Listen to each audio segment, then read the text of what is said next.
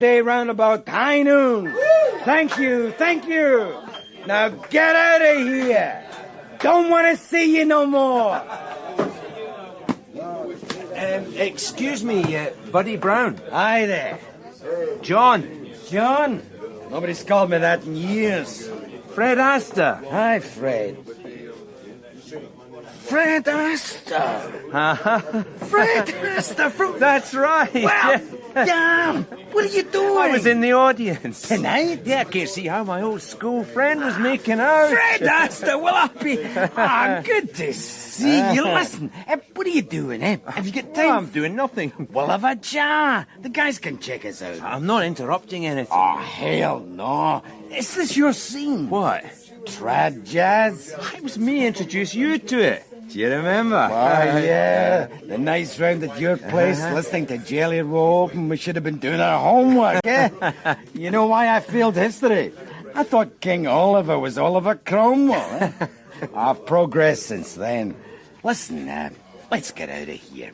I know a place we can get a drink. I bet you do. Yeah, I know places you can get most anything, eh? But me, I'll settle for a glass of malt. You do? Oh, I've been known to take a dram. Well, let's get out of here. Hey, see us out of here, will you? Square the man, and I'll see you Monday. Yeah, same as always. We got homes of our own, man. You treat those black boys real bad. Oh, well, hush my mouth. All right, I'll see you guys Monday about 11:30, okay? Stay cool. Right, Fred, let's go. My car is right outside in a double yellow. Oh, damn. Just remembered what you are. You had your music. You were already. I mean, I had to think of something but else. To change sides, Fred. I mean, why a copper? You think of something. Didn't matter how many hires you got. You didn't go to Cambridge if you lived on that estate. I hated that place. Yeah, it was hard to love. That's one of the reasons I used to go back to your mom's place. It was no better than mine. It was just that it wasn't mine. So becoming a copper was a way out of there for me. Yeah, but you shouldn't have been surprised if you suddenly had no friends. It was like you'd suddenly announced you were going to support Celtic. I do support Celtic. Eternal damnation, huh? Anyway, was it worth it? Well, they've had a couple of bad seasons. So what about you? You look to made a bobby or two? I'll make a living. A Porsche? I suppose from the outside, the jazz scene must look pretty cool. Easy living, the casual chicks. Most of the time flying high on booze and maybe a little grass. But it's all a rat race. Same as you, I guess. Not all Hercule Poirot on the Orient Express. That place tonight reeked of pot. I'm not sure I wasn't breaking regulations just being there. Make no mistake about that. There's a lot of stuff about. I've seen a lot of great guys, great musicians, destroy themselves on it. No, not me. Oh, no, I didn't. No. Hey, do you remember some of the guys we knew, some of the kids we knew? Blowing their minds on aircraft dope and glue? The kind of stuff that's available now? No. Me? I don't even use cigarettes. I stay with the very best of the Scottish grape. Oh, I thought you'd never ask. Oh, well, I'm gay, man. Just look the other way when I drive home, eh? Hey, John Joe, do these again, will ya? Nah. Not all jazz men are hopped up to the eyes. And not all of us are screwing underage dolly butts. Most nights I call away home to the wife and I chase bed, eh? That's when I don't run into old school friends who give me out drinking. Ah, well, you know about policemen. Did you manage to find yourself a wife? Yes. Thanks, John Joe. Have one yourself. Put it on the tab, eh? Thanks, John. Yeah, cheers, Fred. Yeah, cheers. I remember a bonny lassie. Carrie Hendry? Carrie Henry. That's her. Oh, beautiful. You were very keen, I remember. Whatever happened, eh? Did you, Yeah. Good for you. We all fancied her, you know. I reckon you're right. You probably remember Benny Crenshaw. She left me for him a while back. Shit. It wasn't easy for her. I was never home, you know. Criminals don't work 9 till 5. Oh, I'm sorry. No, me too. So that's what I'm doing in London. My chief insisted I finally took some compassionate leave. I was following up on the job, it seems, so... There was the Soho Jazz Festival, and I love jazz. And here we are. That's a bad story. It's all in the past. And she and Benny? I mean, are they still together? Yeah, as best they can under the circumstances. I'm told she visits him every month. He went down for 3 nicking. I helped put him away. Oh, that is very good. Huh? Talk about revenge being sweet, eh? yeah. But it's still him she visits. Yeah. Listen, are you in town long? A few more days. We've got a gig Monday lunchtime in Soho Square. Maybe I'll see you there. You got a date? We'll maybe get into a bit of mischief after, eh? Well, time for me to make a move, huh? Cheers. Cheers. You're not going to drive. Me? Never. I'll have to stop you. Well, let's find you a taxi. What I do after that is my business.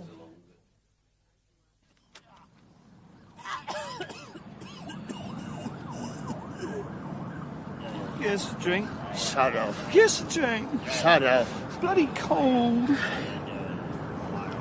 Oh, here's a drink. Shut up. I've got bread.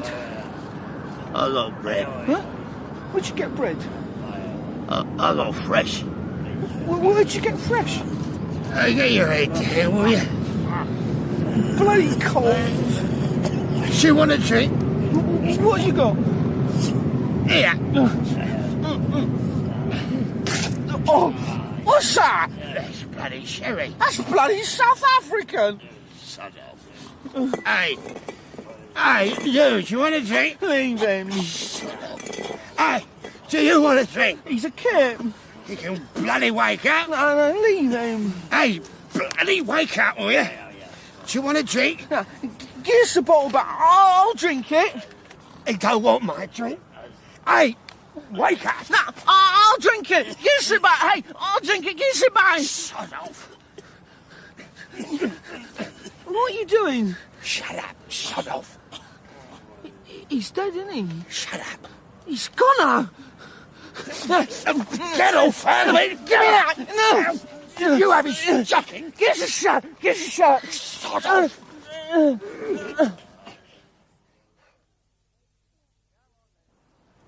Come on, then. Come on, wakey, wakey.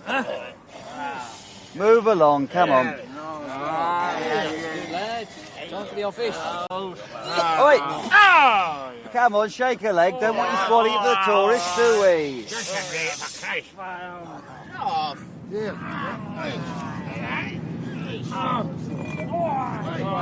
Come on, then. Oh, my God. What's up, Pete? Got a dead end. Oh, God. Get onto the station, Jack. Tell them to send an ambulance. Hello? PC Evans, 2643. Come on. Got stiff. Come on, move it Corner on. Village Street, Embankment Station. Send an ambulance. Dosser. Over now.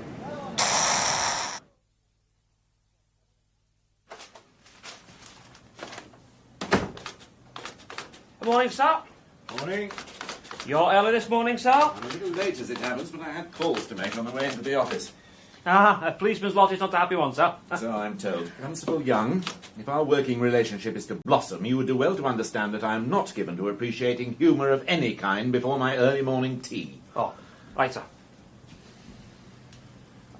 Inspector Coleman, is something wrong, sir? Yes, there is. This is my office. You have a reason for being here? I was using the typewriter, sir. Once you'd finished your newspaper. Just keeping up with the crime figures. Deb's a delight. Delicious Debbie Carswell, a trainee nurse and part-time barmaid by night, shows us she's just what the doctor ordered when it comes to rude good health. Cheers, Debbie. And bottoms up. Crime figures, Constable? All work and no play, sir. In any case, that is my typewriter. Do you not have a typewriter of your own? Well, no, sir. Well, Sergeant Astor has his own typewriter? Yes, sir, but he has his own office, sir. Then perhaps I should have a sergeant working for me while he's on leave. You could always suggest me for promotion, sir. I've just warned you about my lack of humour. Sorry, sir. Find yourself a typewriter. I'm sure you could commandeer Sergeant Astor's office. Yes, sir. But before that, bring me the file on the Ferris case. Right, sir. And before that, bring me a cup of tea. Yes, sir. Where are you going? To get your cup of tea, sir. You've been seconded to me for a week now, and you still haven't grasped... Yes, sir. Sorry, sir. The cup and the saucer and the teapot and the milk jug and the tea are in the cupboard. Yes, sir.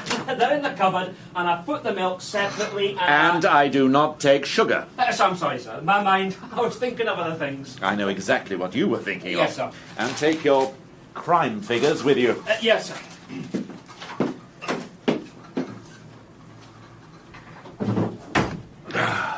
Wherever you are, Sergeant Astor, come home. All is forgiven. Naked? According to Police Constable Evans, totally naked and wrapped in that filthy blanket. No, we'll get nothing from that. We should give it a going over. If you have any spare time, Harry? Obviously not his. Yeah. Whoever stole his clothes probably left him that to preserve his modesty. Another dosser. Oh, most certainly. Except that our friend here was no dosser. Body's in far too good shape. Go through it again, George? Oh, right. We have male, Caucasian, approximately 45 years of age, height 5'10 3/4, weight 12 9.5. Good condition, probably professional. Slight grazing on right leg and knee and heavy contusion over left ear and base of skull consistent with heavy fall. Stomach contained considerable amounts of whiskey. Sexual intercourse had taken place recently before death, which occurred somewhere between midnight and 4 in the morning. Cause of death? Massive overdose of heroin. Wonder what he was doing with the dossers. From my experience, your average junkie is none too choosy about the company he keeps. Right. Lock him away. Somebody might miss him.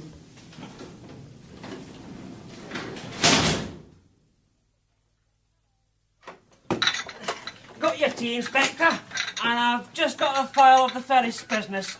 You can't manage that, young. Let me... That's all right, sir. Leave the door. OK, sir, got it. Constable! Just don't move. No, Oh, my God. No, leave them where they are. The milk jug!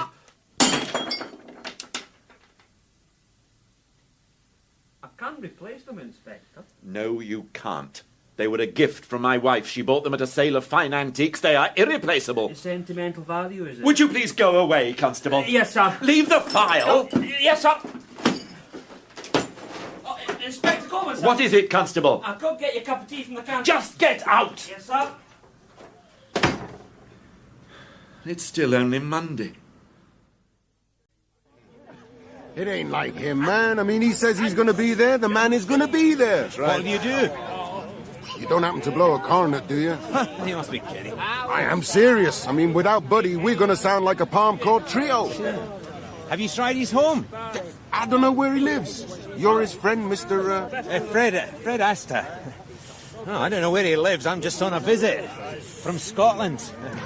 Well, that ain't no use to me. I mean, I do not hear a bagpipe riff playing when the Saints go marching in. How do you get in touch with him?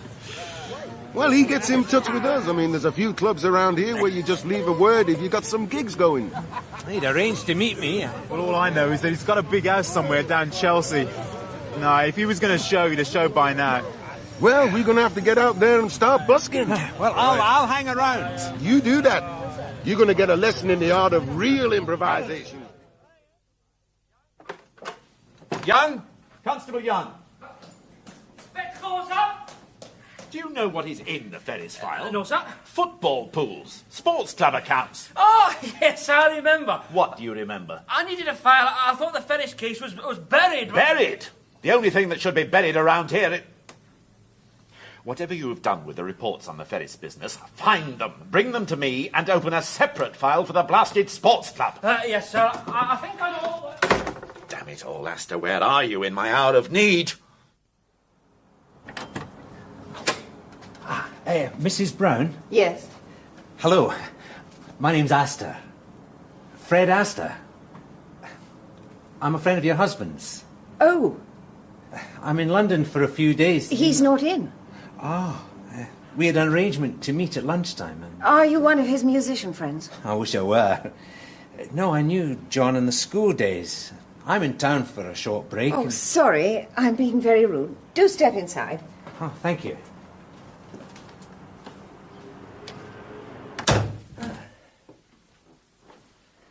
We grew up on the same estate. I was hoping to get together with John and Buddy, John? I'm afraid I've no idea where he is. He's away on one of his gigs, so I haven't seen him for a few days, and I don't know when to expect him back. Oh. Only I saw him on Saturday night. I mean, he was in London. Mr. Astor. Astor. I've little interest in John's music. I don't ask him about his professional life. He's often away for long periods, and he usually tells me what he's up to, but I'm afraid I don't always pay much attention. We're going to meet up at lunchtime. Well, I can't help you. You said you saw him on Saturday night? Yes. I suppose it's possible that he may have gone on up north. Amy. Mother, I'm going out. Amy, this is Mr. Astor. He's a friend of Daddy's. My daughter, Amy. I'm going out. I shan't be long. We'll discuss it in a moment. You can't stop me. I have to go out. I'm sorry, Mr. Astor. I must go out. Please go back into your room. You can't stop me. My daughter hasn't been well. I'm sorry. Look, I'm not a prisoner. If I could just leave you a couple of phone numbers when John gets back. This is where I am at the moment. I'm only here for a couple of days more. Otherwise, there's this number in Scotland. You'll have to ask for me. It's a cop shop. I'd love to keep in touch. You're a policeman? I'm afraid so. But only in Scotland. I'm on leave right now. I'm going now, Mother. Will you be quiet? You're not well. Please go back into your room. I need help.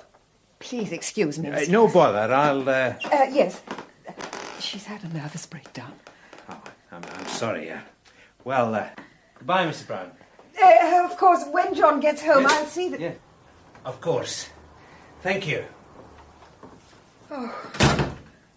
Oh. I must go out.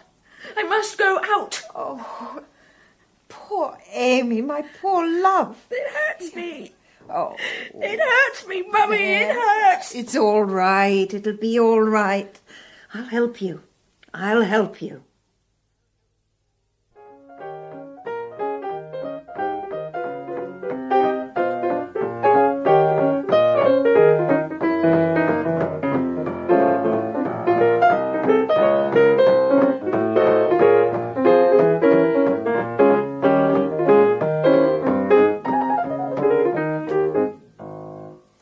Cool, Henry. Ice cold. Hey, man, you never told us you could play like that. You guys are always making so much noise, you can't hear me. Hold it, Henry. Don't say that. Now, you can say my teeth are pearly, you can say my hair is curly, but you can't call my music noise.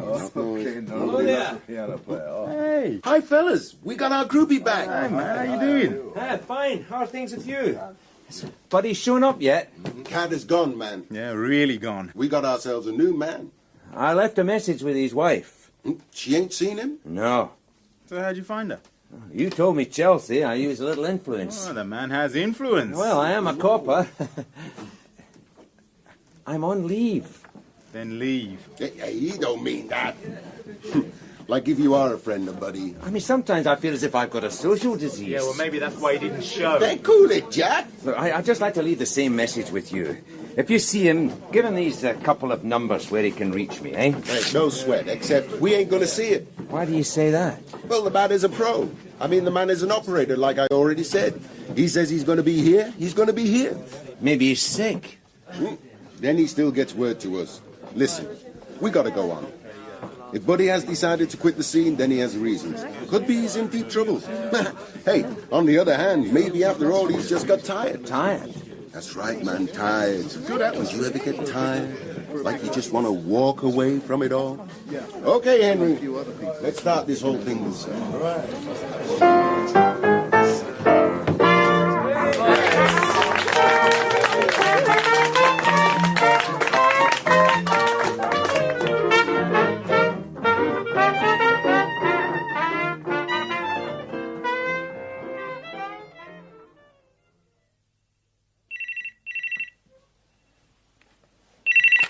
Hello? Mr. Astor? Yes? It's Pauline Brown. Oh, hello there. Has Buddy turned up? No, he hasn't. That's why I'm calling. I was thinking about what you were saying. Oh? Mr. Astor, I'm worried. If John said he was going to meet you, I'm sure he'd have been there. And if you say he had gigs... Yeah, the band said he'd never miss them. That's right. Hello, are you still there? Yes. I'm sorry. Mr. Astor, you're a policeman. That's right. I haven't seen John since...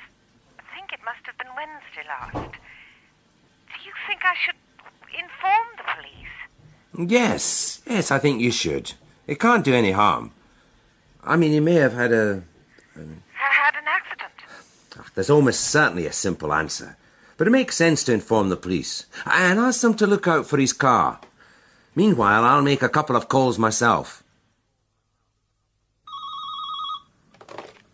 Coleman. Hello, sir. Sergeant Astor. Fred, where are you? Still in the wicked city, sir. Oh. How are things up there? Oh, fine, just fine. Is wee Jackie making out all right? Young? Oh, fine. Yes, credit to his uniform. You're not missing me then? No, not at all. Didn't even notice you'd gone. Oh, that's good, sir, because a friend of mine may be in trouble. I want to ask for a few more days' leave. What? Just a couple more days. Astor, you get yourself back here this minute. Tomorrow, whenever your leave's up. If you're getting on all right with... PC Young is a raving idiot. He's a disaster area. Somebody set me up, Astor, and you're top of my list of suspects. He's very keen to get on, He sir. broke my cup and saucer. Not the one that misses... Yes, and the milk jug, and the teapot. I'm really sorry, So sir. you get back here, do you hear? I'm going out of my mind. Look, sir. No, there's no look, sir. Just get back here. I am on compassionate leave, Yes, sir. and I'm not feeling at all compassionate. Come. Oh, my God, Fred, it's him. He's here now. Young? Yes. You get back here. Do you understand? Yes, Constable Young, what can I do for you? I was wondering if you needed me. Need you? Does a drowning man need a bucket of water in his face? Only if I could take the afternoon off. Yes, of course you can. I can? Yes. Thank you, sir. That is very... thank you, sir.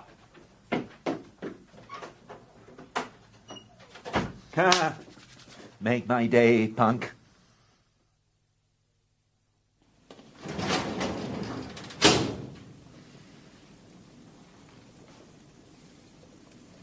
Yes. Yes, that's John. Oh, my God. I'm very sorry. Oh, my God. There is no doubt that this for heaven's sake, man. What happened? What do I have? You'll have to answer some questions. If you're satisfied that this is your husband, Mrs. Brown, Inspector Harrison would like a few words. Oh, yes. Yes, of course. Mrs. Pauline Brown, I'm Inspector Harrison. Please have a seat. Thank you. Oh, this is... my name's Astor. I'm a friend of the deceased. I see. Well, do sit down, Mr. Astor. Thank you. Mrs. Brown, first let me say how sorry I am that there are certain questions I must ask. Yes, that's quite all right, Inspector. Mrs. Brown, the obvious question is why you took so long to notify the police that your husband was missing. Oh, I explained at the time. My husband often spends long periods away from home. On business? Yes, he's a musician. Then why did you... When I discovered that he was working in London at the Soho Jazz Festival... A jazz musician? Yes. Ah. Well, obviously, if he was working in London, he'd have stayed at home. You didn't know he was working in London? No, I didn't. Where did you think he was? I don't know. He could have been anywhere. Manchester, Birmingham. But you found he was working in London all the time? Yes. So it took you 5 or 6 days before you were worried I'm enough? trying to explain. Inspector. Yes! Mrs. Brown, can you offer any explanation as to why your husband's body was found among the derelicts on the embankment? His car was found in Adam Street. I don't understand. His body was found on Sunday morning. His car was discovered a couple of streets away. Sunday? Yes. Do you have any idea where he might have spent the time between Wednesday, which is when you say you last saw him, and Sunday morning when we found him. Inspector, I might be able to help. What did you mean, derelict? Didn't they tell you? No. Nobody has told me anything. They just said that they had a number of bodies. Nobody has told me anything. Mrs. Brown, how long have you been aware of your husband's addiction? Addiction? Perhaps you weren't aware of the extent of it. I don't know what you're talking about. Mrs. Brown, your husband died of a massive overdose of heroin. That's not possible. Do you have any idea how long your husband was... That isn't possible. There is some mistake. I assure you there is no mistake. John never took drugs in his life. He was a jazz musician. Oh, what's that supposed to mean? I don't have to spell it out for you, Mrs. Brown. John never took drugs in his life.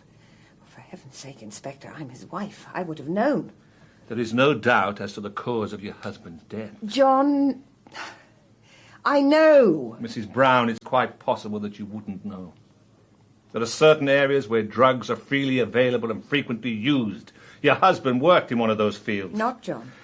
It is possible that he may have used one of the less harmful drugs as a means of relaxation. No. It's only too easy to progress from there, and heroin addiction is a terrible thing and can happen very soon after the drug is introduced into the system. It is not possible to live with someone and not... I'm afraid it is. The alcoholic, the drug addict, anyone with an illness of that sort, even somebody with a terminal illness, will often go to enormous lengths to hide the truth from themselves and the people around them, and particularly their nearest and dearest. Not John. Mrs. Brown, all this has been a dreadful shock. I'm going to suggest you go home now. I'll contact you when we've had the opportunity to... Mr. Astor. Yes, of course. Inspector, could I have a word? Of course. I'll wait outside. You'll find a constable outside. Keep arrange a taxi if you like. Yes, thank you. Now, what can I do for you, Mr. Astor? Sergeant, actually. Sergeant? I'm a police officer. I was a friend of the deceased. Really? I actually saw him on Saturday night. We'd arranged to meet again on the Monday. And you left him? Oh, it's on midnight. You say where he might be going? He said he was going home. Huh. But all I want to say is that I'd be very surprised if he was a heroin addict. In fact, we talked about... I'm sorry, Sergeant. I'm not quite sure what your position is in all this. I was a friend of John. But you are not officially on this case. No. I would guess this is not even your patch. No, it's then not. Then I think you can safely leave the whole thing to us, Sergeant. I was only suggesting, sir. Sergeant, John Brown died as a result of a large heroin overdose. There are no suspicious circumstances surrounding his death. I am grateful for any help you may be able to give in establishing his last known movements, but I'm not about to waste a lot of valuable police time worrying about the death of one more junkie. I was only trying to say... I'd like to be more sympathetic, but drugs and drug-based crimes are by far the largest problem the force has to face.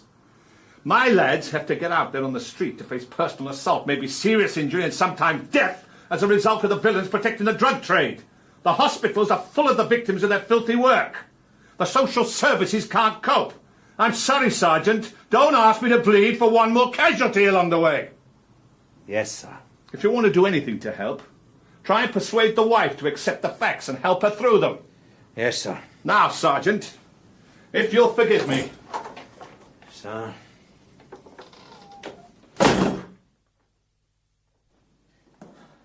I'm Dr. Benskin. What can I do for you? Good afternoon, Doctor. My name's Astor, Police Sergeant, working on the Brown case. And who is Brown? You've got him in here. Discovered Sunday morning. Embankment.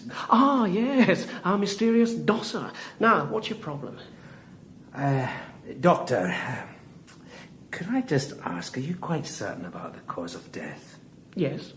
I'm a friend of the deceased. Are you?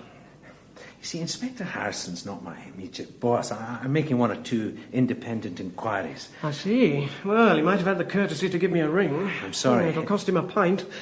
Anyway, what do you want to know? Your friend certainly died of a heroin overdose. Oh, that explains one little mystery. What's that? Well, it was obvious he wasn't a derelict. Far too well cared for. In that case, Yes? I'm sure you have your methods. Yes, we do. I'm surprised you weren't more concerned with a nameless corpse. I mean, he was obviously not a derelict, and yet it was 3 days before he was identified. He could Before still you be go here. any further, Sergeant, I take it you're not from this part of the world? No. Scotland. Which force? Strathclyde. Look, Doctor. No, you look. I shall ignore your bloody temerity in questioning my methods, but I do suggest that you know nothing about the way of the world down here. Very different, I suspect, from the banks and braes of bonny Scotland. Dr. Still Benskin. pottering around on your bicycle and helping old ladies across the street. Well, this is London. 3 murders a week on average. But that's nothing compared to the numbers who die of natural causes. Malnutrition, hypothermia, drug or alcohol abuse. Not to mention simple loneliness. The usual inner city diseases. Despair, Sergeant. The greatest killer of them all. Now, perhaps I should have been a little more concerned about the death of your junkie friend, but to me he's a statistic.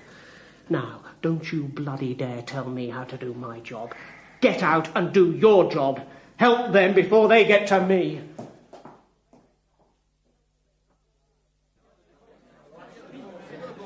There we are. Pint of heavy. Oh, thanks, sir. Cheers. Good health. Oh, yeah, that's good. Are you all right, Fred? I'm fine, sir. Well, it's a bit early for you to be starting on the beer.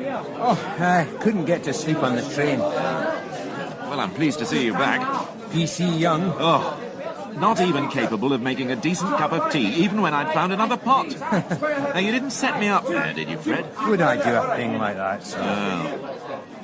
So, how was the big city? Not good. What about this friend? Dead. Ah. That's why I came back, sir. I've made a mess. Got myself into some fairly warm water. Can't let you out of my sight. I wasn't getting a lot of cooperation, so I started making a few inquiries of my own. And you started ruffling feathers? I didn't set about things very well.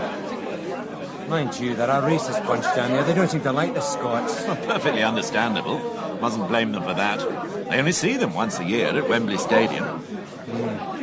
No, I'm sorry about your friend. But I'll be pleased to have the office back to norm. Yes, that's why I asked you to meet me here. Oh? Can I get you another of those? No, I'm fine. We haven't finished yours either. We've been a team a long time now, sir. Yes? Many a sheep rustler's choked on his hot pot when he hears the hoofbeats of Sheriff Coleman and his trusty deputy. We've been together long enough to get straight to the point, Fred. Yes, sir. There's something badly wrong about John's death. I'd like your help on it, sir. I'd like to go back down to London, and I'd like you to come with me. I do appreciate it, sir. I think he was pleased to see me go. The super? Called me difficult. I'm not difficult, am I, Fred? Good Lord, no. Then he said when I'd finished putting my foot in it, make sure none of it's sticking to him at the end of the day. Just covering his back, sir. Yeah, but he's right. We're on a wild goose chase, aren't we? We've been through that, sir. I don't think so. Yeah, it seemed like a good idea at the time. They're too busy down there. I know what that man Harrison said, but I don't believe you can live with a heroin addict and not know it. And we'd actually been talking about drugs the last time I saw him. He didn't even smoke. Oh, you're a copper. Do you expect him to sit there cheerfully discussing his illegal habits with you? No, sir, but I knew him. Friends, Fred? Coppers don't have friends outside the force. What about you, sir? What point are you making? The difference between you and me is that for me, being a copper's a way of life. My whole life. For you, it's all a game. I'm sorry, but... No, carry on, I'm listening. You'd rather have been a film critic. A film director, actually. Your life is outside the force. A lot of friends, and a lot of them very impressed at having a police inspector for a friend. It's a sort of social cachet. Yes, well, you find that sort anywhere. Well, I know a far greater number who don't give a damn what I am. Right, sir, but where I come from, people do give a damn. Do you know that my parents had to move from the estate when I went to police training centre? They were ostracised. My father would go down to the pub and people would turn their backs. Most of the kids I grew up with were nicked for something before they were out of their teens. Oh, you had to do a bit of thieving to get your own back on the people who dumped you there. One or two of us looked over the brick walls and saw that you could get out. John Brown and I made it. And I'll tell you one thing that's dead certain, sir. Once you got out, you stayed out. You didn't take any chances that might give them the chance to dump you back in. But you know me, sir. I mean, I'm a dead straight copper. I don't even buy any of Fergie's salmon because I know damn well where it comes from. Well, I've often wondered. It is remarkably cheap. Yes, sir.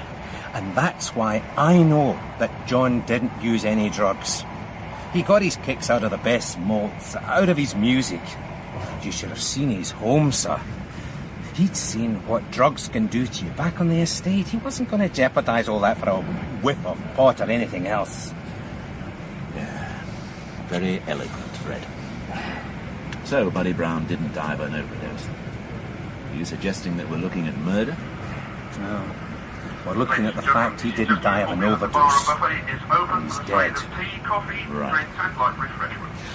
Now, which way was the buffet car? That way, sir. Right, come on then. Buy you a beer. Oh, good. How are things generally, Fred? Oh, fine, sir. I probably didn't seem very sympathetic. Sorry, sir.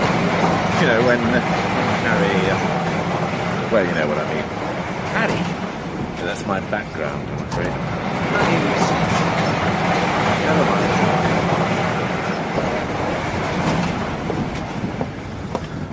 Ah, that's handy. What do you have? I'm having a scotch. I can't bear this canned beer. Can I have 2 grouse, please? Yeah. Or bell, yes. Grouse and bells, right, thank you. Nothing with them. Any water? No, thanks. 4-8. Thank you very much. No, I was attempting to say in a somewhat tongue-tied manner that I was not unsympathetic about Carrie. Thanks very much. Thanks. Thank you. I just didn't know what to say. Thank you, sir. I can see her, there you go. I can see her side of it. I was spending far too much time either at the office or in the pub. The trouble with police work is it takes up 24 hours a day if you let it. Maybe your approach is right after all. Margaret gets pretty upset too, you know. I often use the office as an excuse to miss some of her more boring dinner parties. Thanks. Thank you. Yeah, but then I always tell her if you can't take a joke, you shouldn't join. That's right. Oh, cheers, son. Cheers, Fred. Well, what will you do when we get to London? Start back at basics. Go back to the band, have a chat to them, and then see the wife again. Yeah, by all means talk to the band, but leave anything else until I've had a chat to Dickie Bennett. Who? The chief super. See what he can do to clear the way for us. We really can't go clumping all over the place on somebody else's patch. They do get very touchy. Yeah, I found that out, sir. Well, Dickie's a friend of the family. He'll sort something out for us.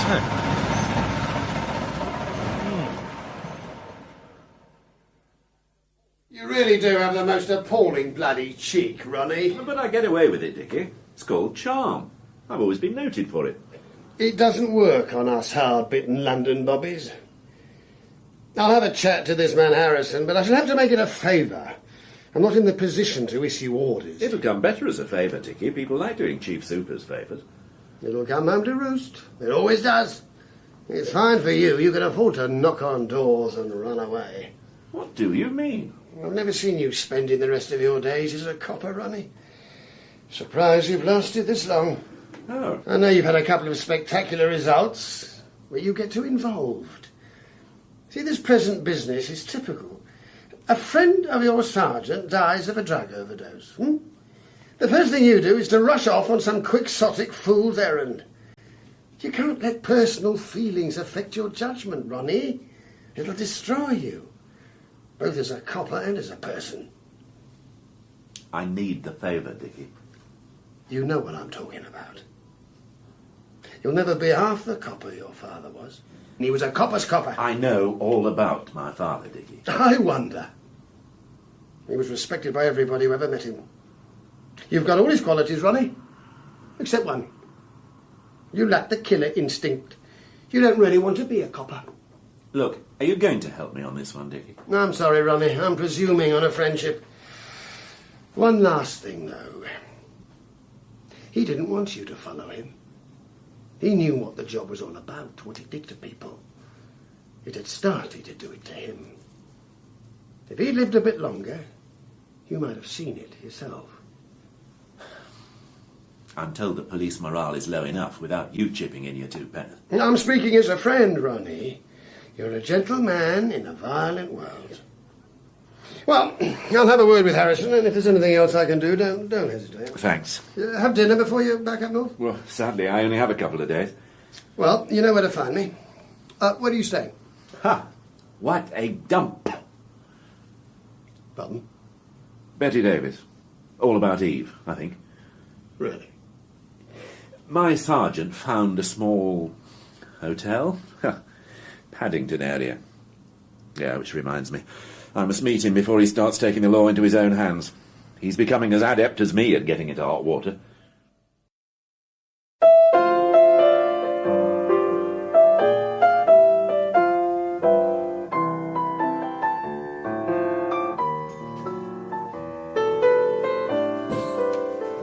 Man, this is not my day. You are looking a disaster area, Brother Cass. Hey, one of them mornings when you wake up with your eyeballs sticking to the pillow. Hey, Henry, cool the piano, will you? Granny is dying. Where did you get to last night, Cass? A really bad scene, Henry. Wine and wicked women. Oh, damn, and I promised your mother I'd look after you while you were working in the wicked city. Hey, wouldn't have done no good, Henry. The scene was at my mummy's place. Oh, that ain't true. That ain't Take true, me Cass. next time, man. Take me next time. Looking for Buddy Brown. Hi, man, what can we do for you? Buddy Brown here? Buddy Brown? You talking about the meanest corner player this side of New Orleans. Don't jazz me, man. That's what we do. The man said I could find him here. Which man is that? I want to speak with him. You find him, man. You tell us. Tell him we need to get paid. My family is starving on the street. Hey, you walked out on your family a long time back, Henry. Well, that doesn't mean we're not starving on the street. I just don't know which street. Listen to me. I ain't fooling around.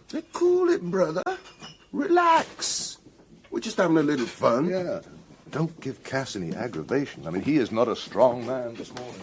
I ain't giving any of you jokers aggravation, but you tell Buddy that a lot of people are getting very worried about him. And if he don't show soon, then those people are going to cause a lot of aggravation. And who should we say was looking? The name is Floyd. Is that Fly Floyd? Jason Floyd.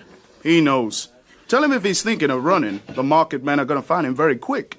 There ain't a lot of time. The people out on the street are getting very stretched out. Okay, Mr. Floyd. You have a nice day now. Well, now, today's the day when everybody wants to come calling. Yeah, hey, look who's here. It's the policeman man. Hello there. How are things going?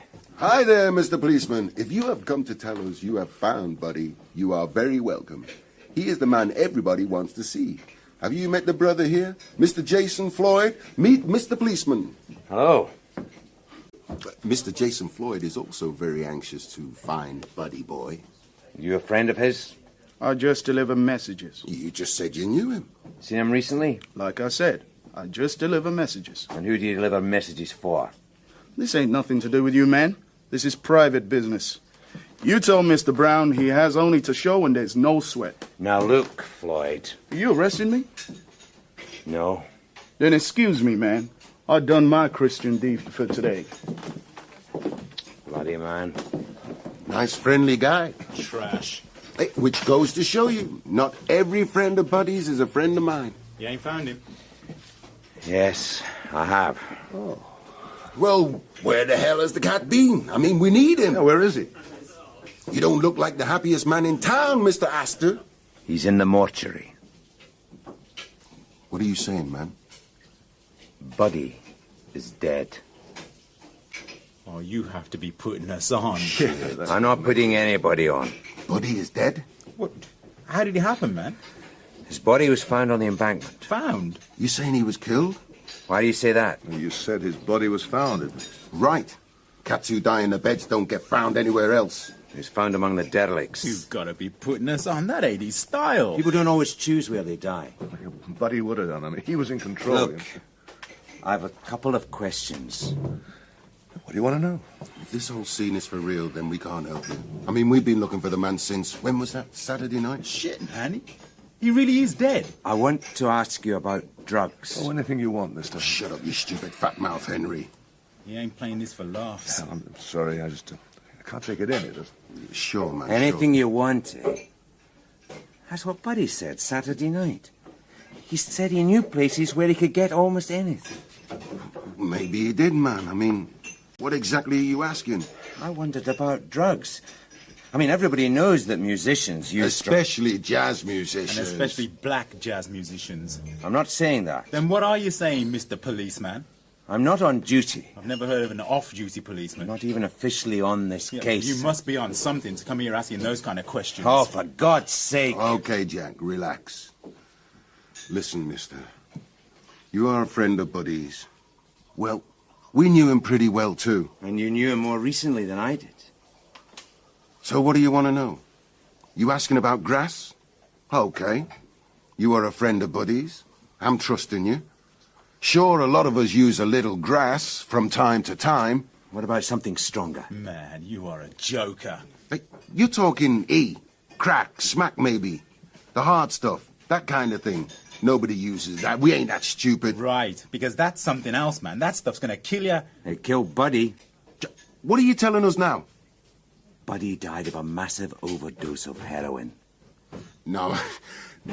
Now I know you're putting us on. I mean, Buddy, man, that cat didn't use anything. That cat was clean. I mean, we work with him. We live with him. Do you think we wouldn't know something? I mean, man, I can look into somebody's eyes and I know. I can tell you what he's on and where he got it. If Buddy died of heroin, then somebody must have stuck it in him. Curiouser and curiouser. None of it makes sense. Yeah. Is there any more in that bottle? Oh, sure. May I make a comment? Of course, sir. The next time we go on a case together, I will choose the hotel. Sitting in a dingy room in Paddington, drinking whiskey from a plastic tooth mug does nothing for my little grey cells, or the whiskey. It also encourages a latent tendency towards touchiness. When I booked it, I was thinking of a sergeant's pay packet. Yes, well, you'd have done better to have thought of my well-being. I am a finely bred animal, Fred. Like a racehorse. Quite. And there's something about this place that is redolent of the glue factory. I'll remember it next time, sir. Do. Buddy Brown. Yes, I agree with you. It all smells wrong. But whether we can afford to go stamping around on other people's patches and their sensibilities because something makes your nostrils twitch is also questionable. How many times have we thrown caution to the winds? Not to mention the rule book, just because you smelt something wrong. True, Fred. But we've just established that I am a thoroughbred. And this case belongs to Inspector Harrison. He seems to have closed the book. I can't let it go, sir. Sentiment. The man was a friend of yours. Not sentiment, sir. Look at it. The wife hadn't seen him for days. Where had he been? Not with the band. Another woman. Jealous lover. Oh, don't let the bright lights of London affect your natural Scottish equanimity, Fred. Not everybody in the sinful city leads a lurid double existence. All right. The man owns a beautiful house in Chelsea and is found dead in Cardboard City. By every account, he doesn't use drugs of any kind, yet he's pumped full of heroin. If this was Dundonald or Kilwinning, the bracken would be blue with bobbies looking for clues. Because it's London, nobody gives a damn. Right. So what are we going to do about it? Eat. Hey? I have to eat something. You chose the hotel, I'll choose the restaurant. And don't worry about the sergeant's wage packet, my treat. You're not hoping to buy me off with a beef burger? Considerably better than that, Because I have to do something, with or without your help, sir. But first we eat. There's nothing we can do at this hour of the evening. Tomorrow morning we'll visit the wife. What about the mortuary? After the wife. Sometimes you're so hasty, Fred. Relax. You'll get indigestion before I've even selected the wines.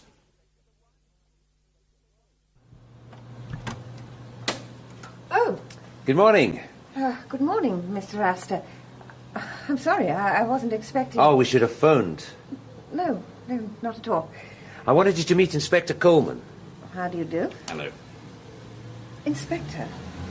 Well, I thought the other man... I already talked to the other inspector. Harrison? Yes. Well, I'm nothing to do with him, Mrs. Brown. He doesn't actually know I'm here. I suspect he'd be very cross if he did. Well, then what do you want? May we come in? Yes. Yes, of course. Thank you.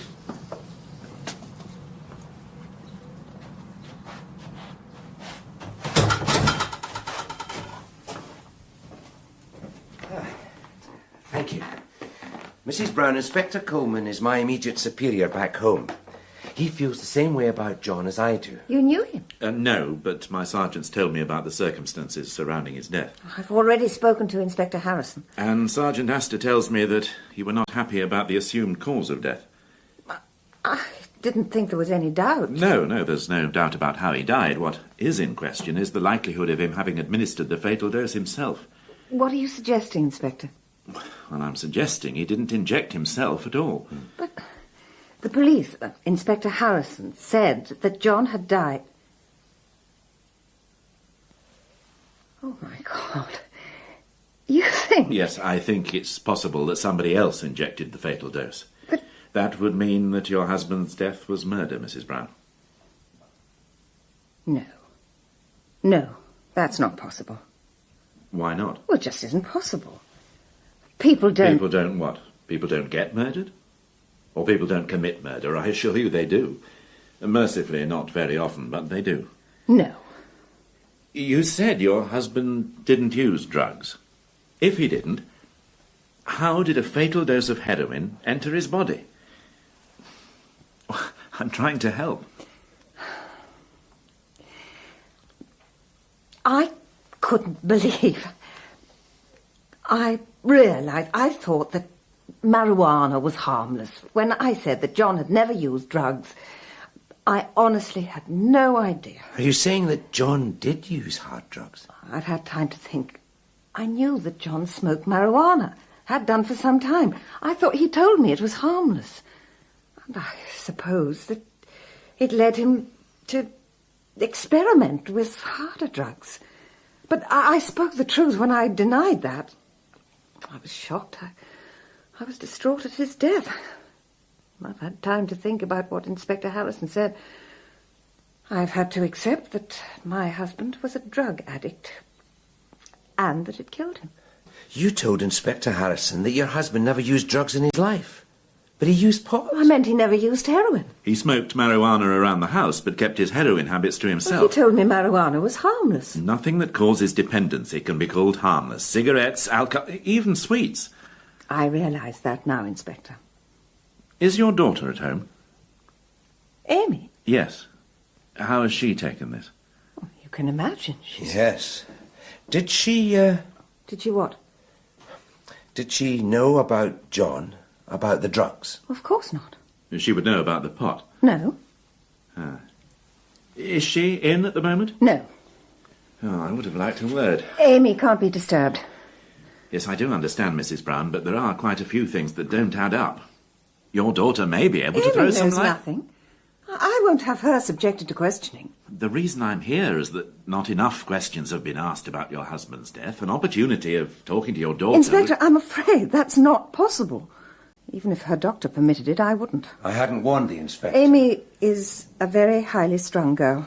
She was already, before all this happened, she was under extreme stress. Well, I'm on your side, Mrs. Brown. Surely an unofficial approach would be less upsetting Nobody is going to go anywhere near my daughter. I've made quite sure of that. Who's her doctor? It's none of your business, Inspector. None of this is any of my business. Is she in hospital? Amy's illness is mental. She needs specialist help. She's been treated privately. She's in a clinic? Yes. Where? I won't tell you. I won't have her tormented by questions from people who just don't understand. My husband is dead. My daughter's sanity is... Now, just leave us alone. Just let us get through the next few days and the funeral and try to pick up some thread of normality. I'm very sorry. I think we should be on our way, sir. Right. Yes, right. I'm sorry to have upset you, Mrs. Brown. I'm sure that you understand that I was only trying to help. Yes. I didn't mean... Thank you very much for coming to see me. Goodbye, Mrs. Brown. If there's anything at all... Yes, thank you. Goodbye.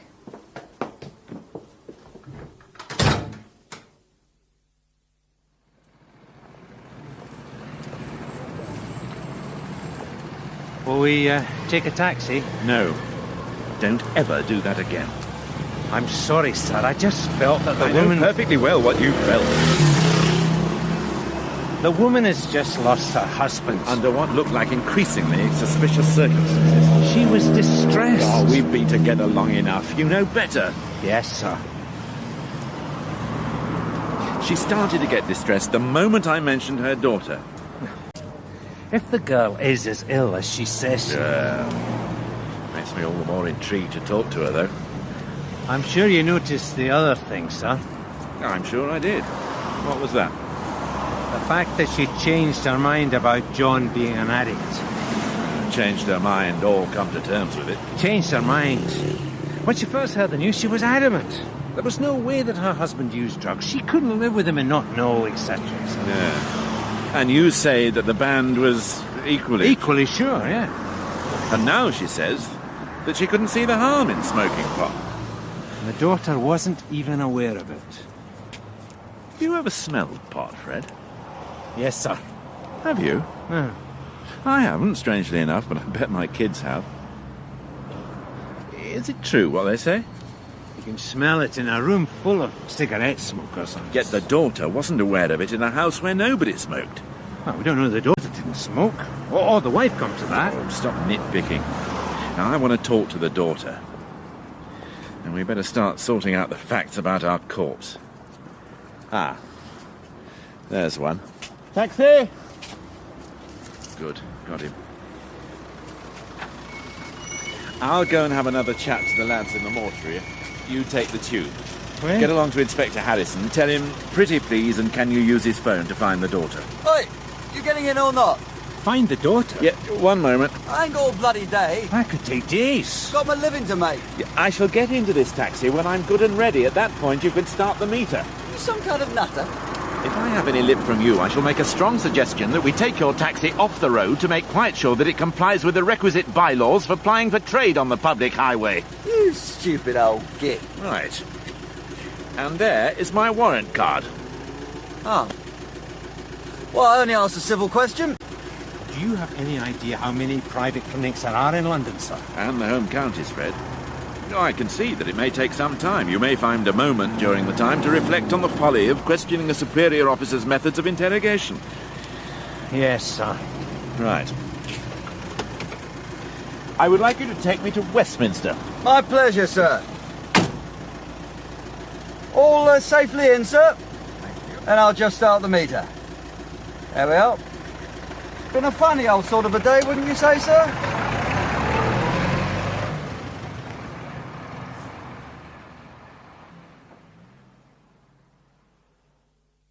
May I just make a few comments on your report, Dr. Benskin? By all means, Inspector. Cause of death. Massive heroin overdose. Considerable amounts of whiskey in the body. Correct. That didn't kill him. Had had sexual intercourse. That didn't kill him. It was some hours previous to death. Contusions to the head, grazing on the knees and leg. Consistent with a fall. That didn't kill him. Body well cared for. Not a derelict. I've never suggested that. Can you give me any idea how long Brown had been an addict? For example, how badly damaged were the arms from the constant use of a needle? You did check for further puncture marks, other than the one that killed him. When some unfortunate junkie ends up on my in-tray, I do not always have the time nor the inclination to inquire into the finer details. That's my problem, Dr. Benskin. Nobody asked any questions. You didn't ask questions, therefore Inspector Harrison didn't ask questions. Only some poor benighted Scots police sergeant decided to ask questions. Consequently, I find myself in a city which I dislike, spending my days making enemies of the resident constabulary and my nights incarcerated in a bug-ridden room in Paddington. It is possible that my report is not as thorough as you might wish, but my job is simply to ascertain... I just want to go home, Doctor. And the sooner I can persuade somebody that Brown was not a drug addict and that he did not inject himself with the substance that killed him, the sooner I can be on the train from King's Cross. And you are in a position to help me realize that dream. No, sir. No, sir. No, sir, I did suggest it might be a long job. No, I've had a sandwich. It's kind of you to ask. Oh, Yes, I've heard of it, sir. Yes, I'm told the food is excellent. Yes, sir. If I come up with anything... Oh, absolutely, sir. It would be a crime to spoil your meal for the sake of it. Yeah. But if you'll excuse me, sir, I'm just halfway through Surrey, and I'd like to get through the list before they tuck the patients up for the night. Yes, sir. Bon appetit. Man's a sadist. How you doing then, Jock? Oh, I'm having the time of my life. Yeah, a bit different from the life of a country copper. Yeah, strolling through the heather, looking out for the odd poacher. Hello. I wonder if you could help me. I'm trying to find a woman. Pardon? No, madam, I'm not a... I'm a police... Oh, damn. Plodding down all those country lanes, trying to decide which pub to have your lunch in. Yeah, well, that's how he got those big copper's feet. And this is what real police work is all about. Sitting at a desk, plodding through the routine stuff. Yeah, that's how you got that big copper's bottom. Oh, you what? No, please, don't hang up again. I'm a police officer. No, madam, I cannot prove that over the phone. Yes, I'm looking for a woman. She might be a patient of yours. Pardon? A patient? Isn't that the Forgeham clinic? Oh, I'm sorry. Madam, there's no need to take that attitude. Yes, I've apologised, yes. Well, if I keep dialing a wrong number, why do you keep answering it? Stupid women. He'll have to watch his blood pressure. I'll tell you what, Jock. We're off for a late lunch. Join us down the pub for a pint? Oh, don't tempt me. I've got to come up with something on this girl for the boss, man. I've been working through my supper as well. Well, can we bring you a can back? Oh, I could take a chance on that. Can't have you going back to the Trossachs moaning about us Southerners' lack of hospitality. Okay, I take back everything I was thinking about you. Hello. I wonder if you can help me. I'm looking for a woman... A word of advice, though, Jock. I would change that line of approach. He's going to get you into all kinds of trouble in London. On the other hand, he might strike lucky. Oh, yeah. Yeah, yes, excuse me. I was interrupted. I'm a police officer. I'm trying to trace a Miss Amy Brown. She might be a patient of yours. You wouldn't call a farmer in Scotland and say he was looking for a sheep, now would he? But I don't carry a checkbook. Everybody accepts plastic. Not everybody, sir. This particular restaurant doesn't. So, now what do we do? Perhaps, sir, has some means of identification. Yes. I do, as it happens. I'm a police officer, perhaps. Sir would accept a warrant card as proof positive that I'm not a confidence trickster. I hope that I have never suggested that... Well, there we are. Thank you, sir. Now, if you'd care to add something appropriate, say, 10%, I will gladly sign anything. One small question, sir. Yes? I notice that this is not a metropolitan area warrant card. What's that supposed to mean? You seem to be a long way from home. Well, I'm on holiday. Well, I'm not on holiday, actually. I'm on a case. From Scotland? Yes, from Scotland. It's rather difficult to verify the card. Good grief, you don't trust me. Not at all, sir. There's only one way to settle this. Excuse me. Yes, the name's Astor. Police Sergeant. Thank you. Found her in 4 hours and 34 minutes. Oh, I'm filled with admiration for this Jock genius, Holmes. Simple deduction and natural Scottish canniness. Totally gobsmacked, Watson. You see, I just reasoned that the girl wouldn't be in a London clinic. Too near to guarantee anonymity. Are you taking notes, Watson? Right. So sorry. Not too far to visit, far enough away... For anonymity? Right. How do you spell anonymity?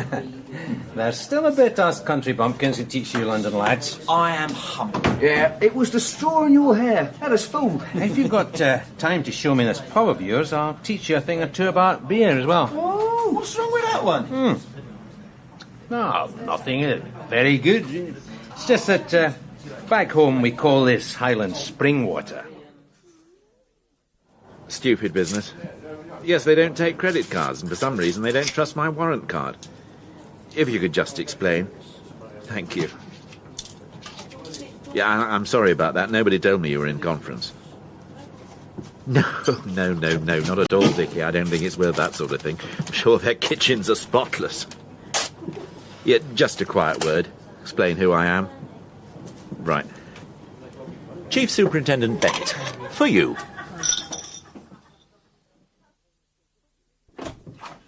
I take it that you know something of Amy's case history, Inspector. No, I don't. You said you were a friend of the family. Yeah, my sergeant, he was the... Yes, I was a friend of her father's. However, we are here officially. Yes, of course. I gather the father is dead. Very recently. Sad. Well, that's one word for it. No, I meant the whole business. The daughter... I understand the problem is mental. Is that what they told you? Isn't that the case? Inspector, I'd like to reiterate my disapproval of your visit at this time. As I said on the phone, if you could wait a week or two... And as I explained, that just is not possible. I am grateful for your cooperation. May we see her now? Yes, of course. We will see her alone. You won't, Inspector. Apart from the ethical considerations, I am more used to this sort of thing. Doctor, I would prefer to pursue my investigation in my own manner. I'm not prepared to discuss this. May I remind you May I remind you that if I pull medical rank, you won't get beyond this door. Take it or leave it, Inspector. Yes, Sergeant? Sir? You look to be about to say something. Oh, never, sir. Good. Right, now let's see the girl.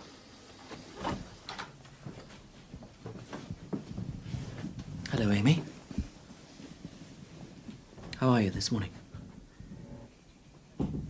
Amy, I've brought some friends to see you. I don't know them. They're friends of mine. And they'd like to ask you one or two questions. I don't know them. You don't have to answer the questions. Doctor... You don't even have to speak to them if you don't want to. Doctor, I must insist... I won't let them upset you, Amy. Do you want to talk to them? I don't mind. I don't mind. Amy, we haven't met, but I think you know Mr. Astor yet. I can't talk. Get him out. At your mother's place. Cow! That cow! I wanted to talk to Can't you. talk! Get him out! Doctor? Not in front of him. He knows. Would you mind, Doctor? It's irregular. What if she won't talk? I know you. I will be just outside the door. You're a friend of my dad's. That's right. There's a bell by the door. Yes, I see it. At the first sign of any trouble. Thank you. You're friends of my dad's. Yeah, Mr. Astor knew your father. He's a shit. He's a shit. Who? He knows. That's why I got him out of here. The doctor? He's got the stuff. He's got loads of the stuff. Amy. He won't give me any. I begged him. I had to beg him. Sir. My dad sent you. You're friends of my dad. I want to talk about your thank father. God. Oh, thank Sir, God. I don't think that... Christ, it hurts. Oh, Christ, it hurts. What hurts, Amy? My dad gave you the stuff. Amy, your father... Give it to me now. Amy... Give it to me now. I don't have anything. Give it to me now, you bastard. Sir, don't you see? I've got money. You want money? Oh, good Just Lord. give me the stuff. Please, please. Just, look, you can screw me. Do you want to screw me? God, come on, Fred. Please, my dad will give you the money. I'm sorry. Come on. Give you bastard! Bastard! Give me the stuff! Oh, give me the stuff! Please, give me the The bell, Fred! By the door! It's all right, Amy. It's all right. It's all right. I'm sorry. I have no idea. Just get out. Yeah, of course. I'll be with you in a moment. It's all right, Amy. It's all right. Please, give me some stuff. Jesus, it hurts. Oh, Jesus, it hurts.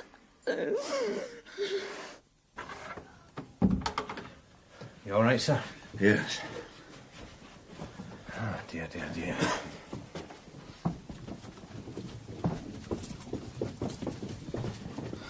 You need something on your face. Yes.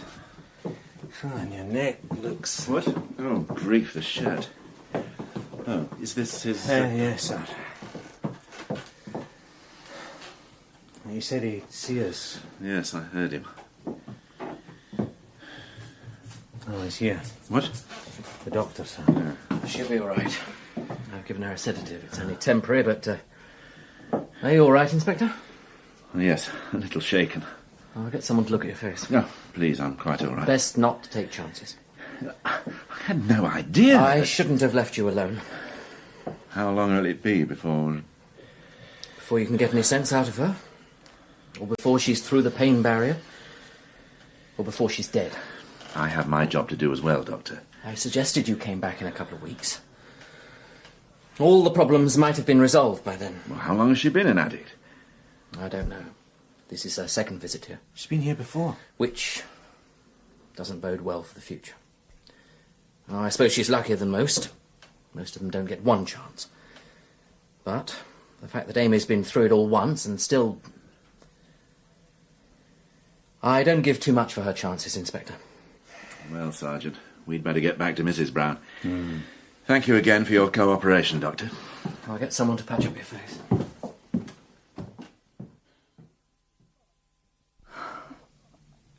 Oh, thank God. Thank God, Inspector. You can't know how long this nightmare... Mrs. Brown, can I get you something? Oh, no. I'm fine. It's just relief. If you knew what it's been like living... How long? Years. A lifetime. Did Dr. Henderson tell you? He said she was being treated a second time. Yes. I don't know how... Oh, it's been 3 years, I suppose. Amy's our only child. Such a lovely girl. Now she's an old woman, but they'll cure her, you know. Dr. Henderson's a wonderful man. When she came out of his clinic last time, you wouldn't have known her, Inspector. She looked so beautiful and gay. She was so eager. But she went back to her addiction. Yes. Mr. Astor, would you pour me a brandy? Yes. There's a decanter in the... Inspector, would you? No, thank you. Mrs. Brown, your husband obviously knew... About Amy? Yes. Yes, of course he knew. He spent his life amongst that sort of person. And yet, you didn't know about him? My husband was away a great deal. We led separate lives, Inspector. I expect you've gathered that. 2 addicts living together. Possibly each one supplying the other's needs.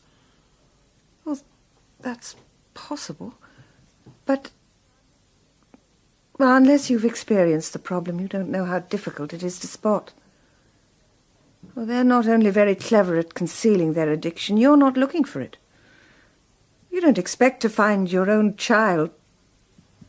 I didn't even know, well, not for some time, that Amy had gone back to... And I was looking for it then. Mrs. Brown, there is one possibility that we have to face. Now, we still don't know how so much heroin found its way into your husband's body. There is the possibility that your daughter might have... Well, she presumably had access. No. Well, I'm talking about the possibility of accident. No. Well, you're forgetting my husband hadn't been home for some days. Well, 3 days before his body was found. Yes, of course. And we haven't made any progress yet in discovering how he spent those last days. Oh, thank you, Sergeant. Right, well, I apologise for pestering you with so many questions. These are difficult times. I hope your daughter... Well, I'm sure she will. She'll do fine. She's a fighter. If she's anything like her dad, she's a fighter. Thank you. We'll find our own way out, Mrs. Brown.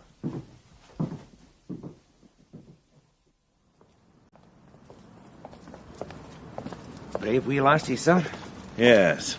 Having to live with 2 heroin addicts. Except that we know that her husband wasn't.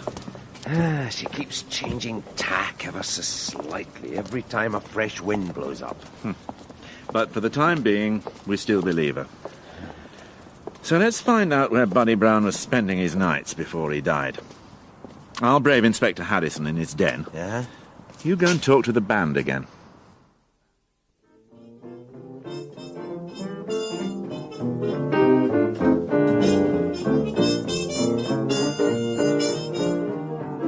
Hey, listen, man. I can only tell you what I know.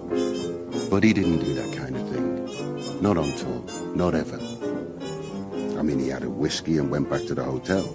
If he was close to home, he went home. I'm telling you, he was the kind of guy who would give us jazzmen a good name. Hey, now, man, I gotta go and get on that stage. Okay, thanks for your help. Hey, no sweat. One thing is worrying me. Maybe, I'm only saying maybe, but I think Buddy could have been in some kind of trouble. You remember that Floyd, the black brother who was here the other time?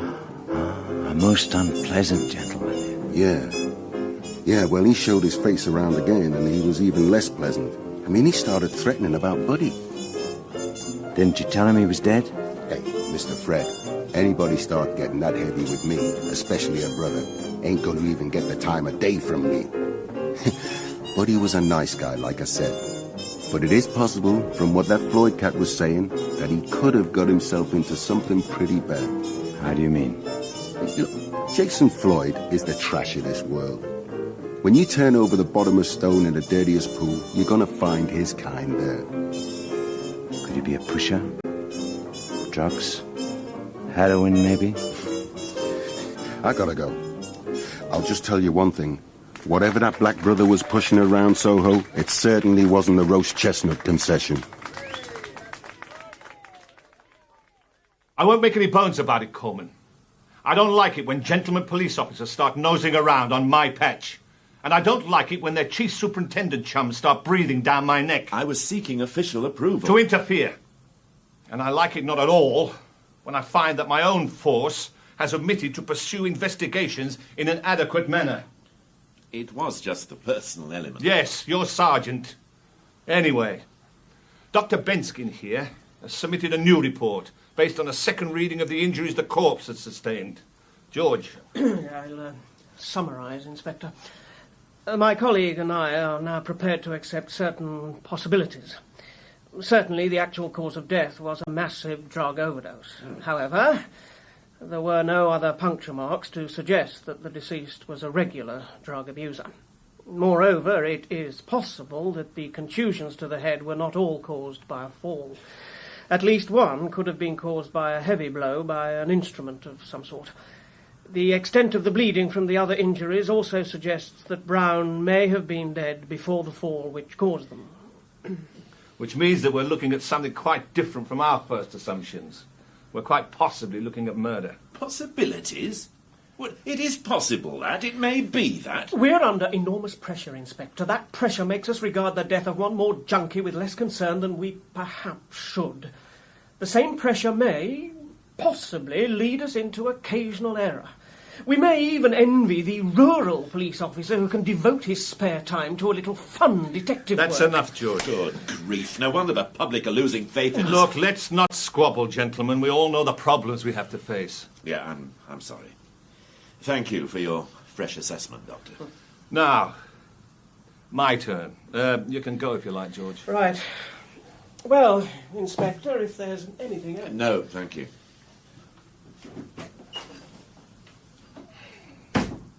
Having read Benskin's new report, I thought it was time I did my bit. Mrs. Brown said she'd not seen her husband since the Wednesday evening. It took no more than 9 hours of my hard-pressed force's time to ascertain that she's almost certainly lying. Yeah, I'm not surprised. She has a knack of changing tack ever so slightly with every fresh wind that blows. Yes, well, I'm not a sailing man. And nor am I. I think my sergeant must be. Brown drove a Porsche, a fairly ostentatious and noisy car in what is basically a conservative neighbourhood. One of his neighbours saw the car parked outside his house late on Thursday or Friday. 2 saw it late on Friday, and 1 definitely saw it on Saturday. Brown arrived home later than usual and woke the man up. The same man is almost certain that he drove away again early in the morning. He thinks he heard it. He didn't see it. My sergeant never accepted the misadventure theory. And if it was murder, then there was only ever one real suspect. This is your case now? No. No, I'm not in the business of headhunting. I was only interfering. Well, I shall write a full report. I'd better get along. You'll come with me? No, I won't. My sergeant will be meeting me here. Oh, yes, your sergeant. I shall still want a word with him. There are certain protocols to be observed after all. I'm not sorry for what I did. My husband was a murderer. I must ask you to accompany me to the police station. Can I see my daughter? No, that will not be possible. She had nothing to do with this. She didn't know what she was doing. Mrs. Brown. My husband had been dealing in drugs. He was killing people for money, Inspector. He was killing my daughter. Had he been supplying heroin to your daughter? Yes. Yes. He said he loved her. He couldn't stand to see her in pain. With this house, everything we have has been bought with other people's pain. He was away. Amy didn't have any of her drug, and she started screaming. Daddy's got some. Daddy's got some. And she begged me to find it. See, I didn't know. I didn't know it was him. And then I knew that I'd have to stop him before he killed her. When he came home on Saturday, he'd been drinking. We sat and talked, and he had more whiskey. And then he wanted to make love to me. I let him. And when he'd finished, he fell asleep. And then I hit him with a lamp so that he wouldn't wake up while I found Amy, and she showed me how to inject him. I didn't know how much it would take. I just used all I could find. Then I got Amy to help me get him into his car, and we drove him to where all the drunks are, and we dumped him there. I was frightened then. We dropped him getting out of the car. I'd no idea that a dead person weighed so much. We laid him down with those people. Then we left the car, and everything would have been all right except that friend of his came asking questions. You were taking an enormous risk. Oh, there was no risk. He'd be just another of those filthy people. He was one of those filthy people. You were taking a risk of being seen when you dumped your husband's body. We were seen. One of them woke up and spoke to us. He didn't have any idea of what was happening. Inspector Harrison, sir? Thank you, Constable. Mrs. Brown's going to come with us now. There won't be any trouble. Amy knew nothing about it, Inspector. She didn't know what was going on. She just thought she was helping her mummy. Can I see her, Inspector? It might be possible. I don't know. It's not for me to decide. Yes, of course. My coat is outside. I suppose I'll need some clothes. Have I time to pack a small bag? Well, that's the end of the whiskey. I trusted Buddy not to drive home. He'd had a few. If he'd taken a taxi, he might be alive now. His wife wouldn't have been able to dump the body. Certainly his car wouldn't have been there for the neighbour to see. Perils of drinking and driving. The life that is lost might be your own. I think Buddy was trying to help his daughter in his own way. He must have needed a lot of money to supply her needs. Dealing in the product seemed the only way. Yeah. Conjecture, Fred. So we're left with, sir. Well, who cares? Oh, the Dr. Benskins and the Inspector Harrisons have got it right. Don't give a damn for anybody. Just another derelict. Just another junkie. Whatever your reasons, if you hadn't cared... Oh, damn it, Fred. Would anybody miss a drug pusher? Would anybody have missed your friend if he hadn't been who he was? Now his wife's locked up. And his daughter... What will happen to the girl, do you reckon? None of our business, Fred. No, sir. Just catch the poor devils. Well, it won't take a particularly bright counsel to get her treated with extreme leniency. Oh. This tacky little hotel's driving me insane. Let's make the best of our last night in London. I said I might have dinner with Dickie Bennett, but I don't fancy another lecture. I did notice that Casablanca is showing at the NFT, a new print. Do you fancy that? I'm not in the mood, sir. I'm thinking of Buddy, his family. What he did to keep from going back. It doesn't take much to see that the problems of three little people don't amount to a hill of beans in this crazy world. Someday you'll understand that. What are you talking about, sir? Casablanca. Bogart's last speech to Ingrid Bergman. Are you sure you don't want to see it? No, sir. There's only one place for me tonight. Thank you! Thank you, folks! Hey, that's it. It's been a great couple of weeks, and I guess we'll see you all again sometime, someplace. Yeah. Hey, one cat we're never gonna see again, though.